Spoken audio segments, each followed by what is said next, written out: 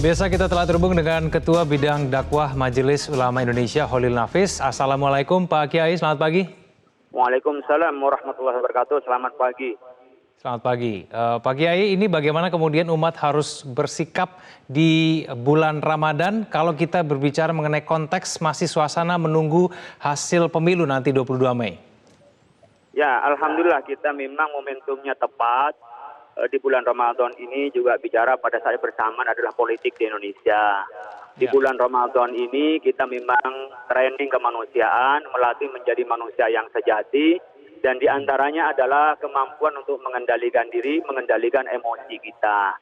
Makanya disebutkan oleh Rasulullah, wa in sya'ata maka syahdun faqul inni shaim. Kalau ada orang yang nyinyir, memaki, merendahkan, kita nggak perlu menjawabnya, katakanlah kita sedang berpuasa. Artinya saat berpuasa kita tidak melayani terjadinya perdebatan yang sifatnya tidak membangun, bahkan merendahkan, apalagi sampai terjadi pertengkaran. Dalam konteks ini kita sambil menunggu pemilu, maka kita harus bersabar dan kita juga bisa mengendalikan diri kita. Yang terpenting adalah bagaimana konstitusi yang kita sepakati dan tata negara yang kita setujui bersama difungsikan sebagaimana mestinya. Jangan sampai ada lembaga-lembaga negara yang kita anulir dengan gerakan-gerakan yang kurang baiklah kepada kita, sehingga melahirkan ketidakpercayaan terhadap lembaga negara. Karena kalau kita tidak percaya kepada lembaga negara, maka otomatis kita tidak percaya terhadap tatanan kenegaraan di Indonesia ini, dan akibatnya adalah fatal. Karena tidak ada lagi pemimpin atau lembaga yang bisa dipercaya sebagai penengah dari persoalan kebangsaan di Indonesia ini.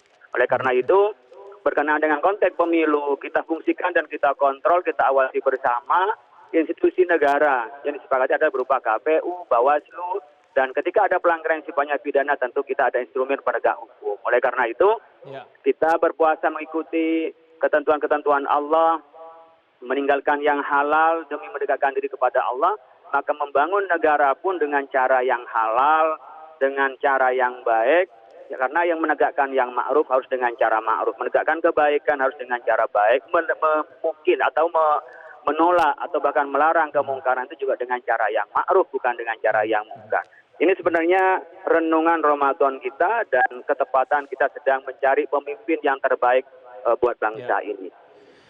Imbauan dari MUI seperti apa Pak Kiai ke depannya? Ya, kita berharap kepada seluruh masyarakat untuk khidmah menjalankan ibadah puasa, dan mari kita dengan khusyuk penuhilah di bulan Ramadan ini dengan mendekatkan diri kepada Allah, banyak baca Al-Quran dan juga ibadah kepada Allah. Dan yang kedua, ibadah yang sifatnya membangun manusia, tentu dengan cara peduli kepada yang lain, termasuk peduli kepada bangsa ini, peduli untuk menciptakan kedamaian, keamanan, kembalikan instrumen negara kepada lembaga-lembaga yang berwenang, dan masyarakat berpartisipasi dengan cara-cara yang dibenarkan menurut konstitusi dan dibenarkan menurut syariat Islam. Ya, Pak Kiai, tapi tampaknya masih ada beberapa pihak begitu ya yang mungkin masih ramai memperbincangkan mengenai pemilu, baik itu mungkin di dunia maya, di media sosial, begitu kita ketahui. Nah, ini bagaimana kemudian kita menyikapinya, Pak Kiai? Ya, memang katanya Al-Ghazali itu paling sulit adalah meninggalkan kemungkaran yang itu berkelindan atau menyatu dengan tradisi kita. Artinya di media sosial ini seringkali kita merasa ringan untuk menfitnah, namimah, mengadu domba, dan juga menyebar hoax di dunia maya. Seakan-akan dianggap biasa, padahal itu adalah dosa yang dapat menghapus pahala puasa kita. Oleh karena itu, kalau kita di bulan Ramadan, coba kita renungi untuk imsak ya.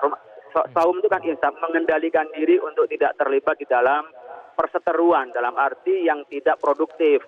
Tapi perdebatan di dunia maya dalam kerangka mencari kejujuran, kebenaran dengan bukti-bukti, dan juga dengan mungkin kaidah-kaidah yang dapat membangun, saya pikir baik. Oleh karena itu, kita bisa imsak, bisa saum, mengendalikan diri dari perdebatan yang tidak produktif, apalagi mengarah pada destruktif. Nah, ini harus dihindari, apalagi berkenaan dengan kepentingan massa, kepentingan umum, kepentingan umat. Kita harus berhati-hati untuk menyampaikan sesuatu karena nanti dapat menghilangkan pahala puasanya. Tetapi sepanjang perdebatan baik, perdebatan yang konstruktif, saya pikir malah lebih baik menggunakan media sosial itu untuk menyebarkan kebaikan. Baik, Pak Kiai terakhir nih, kalau masih ada pihak yang mengajak umat untuk mendesak Bawaslu dan juga KPU mendiskualifikasi paslon tertentu, lalu kemudian mengatakan pemilu ini kecurangannya terstruktur, masif, sistematis, nah ini bagaimana Pak Kiai? Yang bisa menilai itu kan Bawaslu. Saya membaca kemarin katanya tidak ditemukan hal seperti itu. Oleh karena itu kalau ada dugaan, tapi tidak boleh menuduh, umat Islam tidak boleh menuduh. Karena menuduh itu adalah dosa tanpa bukti ya. Maka yang bisa adalah kalau ada dugaan ya dibuktikan. Kalau tidak ada bukti tidak bisa memaksa lembaga untuk mengikuti kemauannya. Karena juga ada kebenaran yang harus kita perjuangkan. Bukan karena keberpihakan kepada seseorang, tapi kebenaran yang harus diperjuangkan ketika tidak ada bukti kan. Al-bayyinatul lil mudda'i, bagi orang yang menuduh itu harus memberikan bukti-bukti. Kalau buktinya tidak kuat memaksakan berarti kan kezaliman kepada yang lain. Oleh karena itu pembuktian yang paling penting, kalau tidak terbukti maka percaya kepada lembaga yang berwenang. Karena kita tidak berwenang untuk menyatakan atau memutuskan, bahkan memvonisnya umpamanya gitu. Baik, Pak Kiai terima kasih telah bergabung bersama kami di editorial Media Indonesia. Selamat pagi. Selamat pagi, Assalamualaikum warahmatullahi wabarakatuh. Assalamualaikum. Kang Jajat, sebelum kita jeda, ini paling tidak pesan yang menyejukkan ya. Paling tidak menjelang Ramadan kita semua harus menahan diri, paling tidak boleh kemudian memberikan pesan-pesan yang mengandung ujaran kebencian, menghasut, mengadu domba, menebarkan hoax. Nah, bagaimana nih Kang Jajat? Saya kira betul tadi Pak Kiai mengatakan bahwa puasa momentum yang paling tepat, tidak melayani diskusi-diskusi, perdebatan yang didasarkan pada kecurigaan, tuduhan tanpa bukti, nyinyir, hoax dan seterusnya. Saya kira justru mudah-mudahan tensi di bulan Ramadan itu menjadi reda, menjadi dingin dengan kita semua, terutama umat Islam, tidak melayani ajakan-ajakan apalagi provokasi yang nanti berujung atau punya indikasi kuat memang berusaha memecah belah kita. Pasti akan tetap ada kayaknya ya, Kang Jajat, sebelum Ramadan ya? Ya saya kira akan tetap ada, meskipun kita berharap begitu besar ini berkurang cukup banyak. Tapi sejauh kita tadi apa yang dipesankan Pak Kiai dipatuhi, kita semua saya kira mudah-mudahan kedua belah pihak benar-benar jeda, istirahat dari persoalan-persoalan seperti itu. Betul, sudah cukup melelahkan soalnya. Ya, karena itu headline kita Media Indonesia di halaman 1 akan sayangi Indonesia gitu ya. Karena saya pikir kalau negara ini kita tidak sayangi, lalu siapa lagi ya? Jadi saya pikir kewajiban kita menyayangi negeri ini, negeri yang besar, negeri yang lahir merdekanya itu tidak mudah, tidak seperti negara-negara lain, terutama di kawasan ASEAN misalnya. Kita itu dijajahnya saja begitu lama, dan penderitaannya luar biasa. Karena itu kalau kita kemudian sekarang ada upaya-upaya justru untuk memecah belah, saya kira harus kembalilah ingat perjuangan kita luar biasa, penderitaan kita luar biasa. Karena itu betul sekali, saya kira para ulama, ayolah sayangilah Indonesia. Ya, baik. Kang Jajat, kita akan lanjutkan diskusi kita di segmen selanjutnya. Pemirsa, kami akan segera kembali saja berikut ini.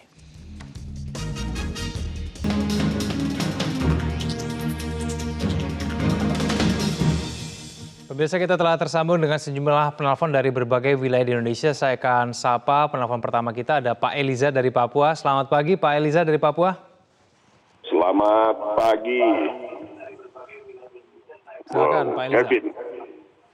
Ya, selamat pagi, Bung Jajat. Ya, pagi Pak. Ya, selamat pagi Metro. Ya. Ini judul yang paling bagus, Spirit Ramadan Sejukan Pemilu. Sebetulnya secara hakiki kita sudah melewati satu kompetisi yang betul-betul menguras tenaga kita semua. Ya, bahkan lebih dari itu 412 petugas TPS meninggal. Tapi sampai dengan saat ini elit politik itu masih juga ada yang arogan. Ya. Padahal kita sudah memasuki bulan Ramadan. Saya selaku umat Kristiani menyampaikan selamat memasuki bulan suci Ramadan kepada saudara-saudara saya umat Islam se-Indonesia. dan juga mau menghimbau kepada elit politik yang sampai dengan saat ini masih gontok-gontokan soal hasil penghitungan suara. Mari kita hentikan, kita tunggu atau penghitungan manual KPU tanggal 22. Ya. Ada jalur-jalur yang bisa ditempuh. Kalau memang tidak puas, silakan ke MK. Ada Bawaslu. Tapi tidak perlu melemparkan isu-isu melalui media sosial yang mengarah kepada sebuah perpecahan bangsa, yang mengarah kepada mengganggu Kamtipmas, apalagi memasuki bulan Ramadan. Tinggalkan itu semua. Kita menuju. Kita salut kepada Presiden Joko Widodo yang sudah mengundang AHY untuk bertemu. Itu contoh yang paling baik. Baik. Semoga saja para politikus lain bisa mengikuti langkah AHY maupun Ketua Umum PAN Zulkifli Hasan. Baik, Pertemuan terima seperti kasih. ini sangat penting dalam rangka rekonsiliasi setelah kompetisi di bidang politik yang mengakibatkan adanya bencana politik.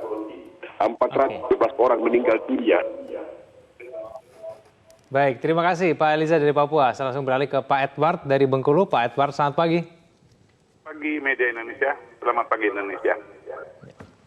Silakan Pak Kita Edward. sudah bersyukur bahwa proses pemilu, walaupun dengan pengorbanan yang luar biasa, kalau boleh dikatakan korban nyawa juga 400 lebih, korban materi 45 triliun, ini sudah sangat luar biasa bagi kita. Hendaknya pada bulan Ramadan ini, menurut kepercayaan orang Muslim, siapa yang tidak saling memaafkan, itu tidak akan mencium bau sorga. Salah satu orang yang terkutuk kalau tidak saling maafkan. Elit-elit politik hendaknya, apalagi yang predikatnya mendeklarasikan diri sebagai ulama, berilah pencerahan kepada bangsa ini. Kita ini negara hukum, negara yang sudah ada aturan yang mengatur secara dengan rinci. Ikutlah aturan. Jangan sampai memperprovokasi. Dalam suatu kontestasi, ada yang kalah dan ada yang menang. Itu sangat wajar. Sehingga ada dibuat fakta integritas, yang menang, siap kalah. Jadi kalau ada kekecewaan, wajar. Tapi kekecewaan bukan harus merusak tatanan bangsa ini. Kita sudah terlalu tertinggal bangsa ini dari negara tetangga. Negara kecil seperti Malaysia, Singapura, kita tertinggal. Untuk mengejar ini perlu persatuan bangsa. Siapapun yang memimpin, asal niatnya untuk kepentingan bangsa Indonesia, mari kita dukung. Apapun yang terjadi saat ini bukan kehendak manusia. Kalau mereka seorang ulama, bahwa ini kehendak Tuhan, bahwa Tuhan yang mentakdirkan siapa jadi pemimpin. Berusaha sekuat apapun. Kalau bukan takdirnya tidak akan jadi. Nah, kita sadari itu. Mudah-mudahan rakyat yang sudah memberikan contoh yang baik, bahwa berdasarkan survei, rakyat tidak mempermasalahkan. Berarti ya lebih cerdas dari politik, elit-elit politik. Saya salut dengan Mardhani Alisera yang sudah menyampaikan bahwa kalau Prabowo menang dia akan sujud syukur, kalau Prabowo menang dia akan mengawal pemerintah ini dengan baik. Nah ini padahal dia yang membuat agar ganti presiden 2019. Baik, terima kasih Pak Edward dari Bengkulu. Saya langsung ke Pak Iwan dari Jember, Jawa Timur. Pak Iwan, selamat pagi.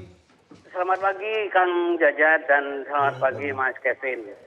Pagi Pak Iwan. Makna etimologis Ramadan itu kan membakar, artinya pembakaran dosa. Itu pertobatan. Kemudian makna siam itu menahan, menekan, mengendalikan diri, ngerem, bahkan berhenti. Kalau itu kan Allah namanya sabar. Nah, ini sebenarnya spirit Ramadan itu ya itu sebenarnya. Jadi kalau begitu, 1 bulan yang akan datang ini, kita sedang upgrading, training, refreshing, dan maintaining mengenai syariat, tarekat, hakikat, makrifat. Itu fasilitasnya dari Allah dan Rasulnya. Dan spirit inilah, kalau ada hasil pemilu itu dituduh kecurangan yang terstruktur, sistematik, masif, itu harus dibuktikan. Buktikan, tidak usah ngomong, tidak usah kemudian berprovokasi. Jadilah orang yang berpengaruh, jangan jadi orang yang mempengaruhi dan dipengaruhi. Kan begitu. Lalu buktikan data-data itu melalui crucial logic, crucial test, crucial law argumentation. Kalau 3 ini kita lakukan, selesailah urusan kita. Kita tidak terjebak dengan persoalan yang tidak prinsip, like this, like prejudice, kemudian negative interpretation, lalu kelompok mengkelompok. Jadikan pelajaran Timur Tengah yang modelnya itu sudah kembali kepada ta'assub golongan. Negara kita ini negara yang sosio-psikologi, sosiokultural, religiusitas ini dikawal oleh Pancasila. Dan Pancasila tanpa agama bukan Pancasila. Nah, saya kira itulah yang harus di spirit ini yang harus dikorelasikan dengan para tokoh elit politik, elit partai yang notabene mereka harus muhasabah, introspeksi diri. Saya kira begitu. Terima kasih. Baik, terima kasih Pak Iwan dari Jember, Jawa Timur. Kita beralih ke Jakarta, ada Ibu Ong Mai Hua. Ibu, selamat pagi. Selamat pagi, Kang Jaja, Pak Kevin. Pagi Ibu. Pagi Ibu. Kita juga bangga, penuh pengorbanan, penuh dengan musibah sampai KPU yang KPPS itu meninggal dunia ya Mas. Sekarang begini, di dalam permainan tidak mungkin dua-duanya akan menang. Apalagi sebentar lagi kita akan memasukin bulan Ramadan. Berarti kita akan mendekatkan diri pada Allah, menjalankan ibadah puasa agar puasa kita itu diterima sama Allah, Mas. Nah inilah, kita jangan sampai kita masih bermusuhan, saling menjelekkan, saling mengadu domba. Kita semua kan bersaudara, Mas. Dari Aceh sampai Myanmar, itu kita bersaudara. Kenapa kita mesti bermusuhan? Sudahlah, apapun yang menang, siapa yang akan memimpin negara ini, kita terima dengan lapang dada. Berarti itu adalah ridhonya Allah, Mas. Itu saja. Mudah-mudahan kita akan sejahtera. Siapapun yang memimpin agar rakyat sejahtera, makmur, Mas. Jadi jangan bermusuhan. Capek kita. Kita sudah 8 bulan menjelang pemilu. Akhirnya kita masih tetap bermusuhan. Itu kan nggak bagus, Mas. Kita kan akan menghilangkan dosa kita. Kita menjelang bulan Ramadan. Kita menjalankan saum Ramadan. Ya, itulah. Terima kasih, Mas. Ya. Terima kasih Ibu Ong Mai Hua dari Jakarta. Pemirsa jangan kemana-mana, kami akan kembali usai jeda berikut ini.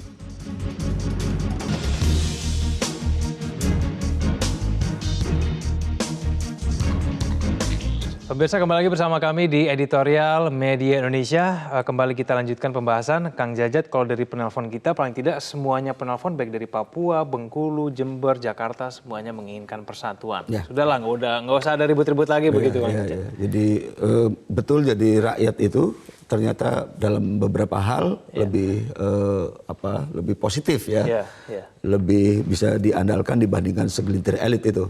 Karena itu ada survei yang mengatakan bahwa daya tahan Indonesia lebih meningkat di kalangan rakyat, tetapi elitnya justru yang punya masalah ya. Saya kira itu harus jadi cermin juga buat kita semua. Terima kasih pada Pak Eliza tadi ya, Pak Edward, Pak Ikhwan dan Bu Ong Mai di Jakarta. Saya kira gini, kehebohan ini kembali saya katakan tadi, kembalilah kepada undang-undang yang jadi pegangan kita. Kesepakatan bersama itu pemilu ada undang-undangnya, keberadaan KPU juga atas perintah undang-undang, ada Bawaslu, ada DKPP. Jadi kalau ada problem diadukan ke Bawaslu, Bawaslu kurang kuat lagi naik ke DKPP, DKPP mentok lagi nanti kalau sengketa suara di Mahkamah Konstitusi. Itu perintah undang-undangnya seperti itu. Jadi saya ingin kita semua, saya kira, mengatakan para pendakwah, ahli agama siapapun yang berupaya berbicara tentang bangsa, tentang politik, pelajari dululah sistem ketatanegaraan kita, ya, pelajarilah sejarah Republik Indonesia, supaya ketika berbicara tidak berbicara di pucuk saja, tapi paham juga nih sistem ketatanegaraan kita. Tadi menarik yang dikatakan Pak Kiai Khalil Nafis itu, kalau kita menuduh tanpa bukti itu sama juga berbuat kezaliman dengan banyak orang. Jadi karena itu sekarang tuduhan itu luar biasa. Bayangkan ada beberapa pendakwa yang mengatakan pemilu curang, pemilu tidak adil, pemilu begini begitu, tetapi suruh menunjukkan bukti juga sekurang-kurangnya belum komprehensif. Kalau soal kecurangan dari kubu Pak Prabowo juga memang ada catatan banyak kecurangan, indikasi kecurangan. Dari kubunya Pak Jokowi, TKN, juga kalau yang saya tahu ada sekitar hampir 15 ribu Ya. indikasi kecurangan ya, Oke. baik yang Dua-duanya kena berarti. ya, Dua-duanya jadi dua-duanya korban. sebenarnya juga artinya kalau dua-duanya juga ada indikasi kecurangan, dicurangi, ya. Artinya mestinya itu harus dijauhkan dari upaya-upaya yang disebut TSM itu, Oke. ya, terstruktur, sistematis dan masif. Nah, yang lain lagi saya kira tadi lagi-lagi Pak Holil Nafis, orang kita ingin menegakkan, ya, menegakkan yang mungkar saja, yang salah saja itu harus dengan cara yang ma'ruf tadi, ma'ruf itu dengan cara yang baik. Ya. Apalagi kita ingin menegakkan kebenaran, pasti harus dengan cara yang baik, ya. Yang mungkar saja harus dengan cara yang baik. Nah, sekarang kan media sosial memang sudah lama. Saya kira kita kemudian menjadi bertanya, kok bangsa ini begitu mudah menerima informasi yang tidak ada rujukan kebenarannya. Saya belakangan banyak sekali mendapatkan video, berita macam-macam itu, ini benar atau tidak. Dan misalnya di Surabaya, Ibu Risma sedang marah-marah, ya, memaki-maki KPU dan polisi. Ternyata hoax. Dan itu yang terbaru. Dan sebegitu banyak. Satu lagi misalnya, ini yang TSM ini, prasangkanya, 7 kontainer. 80 juta suara yang dikirim dari China yang sudah tercoblos. Dan menurut survei 4% rakyat Indonesia itu percaya. Setiap hoax itu begitu disebar ke masyarakat selalu ada yang percaya. Kalau 4% saja misalnya setiap hoax ada 4%, kan luar biasa ini racun yang diberikan kepada masyarakat yang di bawah itu. Kalau 4% berarti kan sekitar 7,7 juta orang. Bayangkan setiap hoax yang disebarkan itu selalu ada yang ada yang percaya betapapun kecilnya. Tapi rata-rata kisarannya sekitar itu. Jadi memang kalau pihak-pihak yang memang punya keinginan tertentu dengan menyebarkan hoax itu memang dipilih menjadi jalan yang efektif. Tapi orang tidak mengingat apa yang selain hukum yang akan dihadapi juga kalau mengaku umat Islam, karena banyak yang mengaku kan pihak-pihak yang selama ini mengaku dirinya ustadz, pendakwah, bahkan ulama, tetapi di situ juga sering sekali mengeluarkan statement pendapat yang itu tidak ada data pendukungnya. Dan saya kira kita sudahilah karena betul saya kira bulan Ramadan, bulan puasa itu harus jadi tempat kita kembali. Ya kalau tidak saya kira celaka sekali ada bangsa lain, Pak Habibie mengatakan ada bangsa lain yang merdeka tapi tidak bebas, ada yang bangsa bebas tapi tidak merdeka. Dan kita dapat dua-duanya di Indonesia ini ya, kebebasan dan kemerdekaan. Karena itu saya kira memang betul sayangilah Indonesia, karena lagi-lagi kalau kita tidak yang menyayangi lalu mengandalkan bangsa lain. Ya, pemilu ini misalnya dibuktikan dengan pujian dari berbagai negara. Luar biasa dengan tingkat kerumitan yang luar biasa di dunia itu. Ini juga Mahkamah Konstitusi harus mengevaluasi karena ini keputusan Mahkamah Konstitusi pemilu serentak itu. Kemudian secara ekonomi investor datang sampai sekarang kan sudah 132 triliun. Itu artinya salah satunya karena pemilu itu dianggap sukses dan damai. Berarti yang menganggap tidak sukses itu hanya segelintir orang saja begitu Kang Jajat. Dan di survei memang ada yang tidak percaya kepada KPU misalnya. Itu sekitar kisarannya 11-12%. Dan umumnya kalau misalnya Partai Gerindra itu dapat segitulah misalnya, itu apakah memang dari sana semua itu. Jadi memang umumnya dari pendukungnya Pak Prabowo itu yang tidak percaya pada KPU itu. Baik, Kang Jajat, mari kita sama-sama menyambut bulan puasa, kita sama-sama menahan diri dan sama-sama menantikan bagaimana hasil rekapitulasi nanti pada tanggal 22 Mei yang masih ada di bulan Ramadan. Terima kasih Kang Jajat telah bergabung sama kami. Pemirsa, bagi umat Islam, ajakan menahan diri selaras dengan spirit bulan suci Ramadan yang sudah di depan mata, bersabar menantikan keputusan hasil pemilu salah satu bentuknya. Kemudian menahan diri agar tidak ikut menyebar menyebarluaskan provokasi yang memancing tindakan inkonstitusional. Semua perlu menyadari pihak-pihak yang dianggap lawan hanya karena berbeda pilihan dalam pemilu ialah saudara sebangsa. Kita semua bersaudara sehingga ketika presiden sudah terpilih sesuai dengan koridor demokrasi dan konstitusi, ia merupakan presiden bagi seluruh bangsa Indonesia. Terima kasih Anda telah bersama kami di editorial Media Indonesia. Selamat pagi.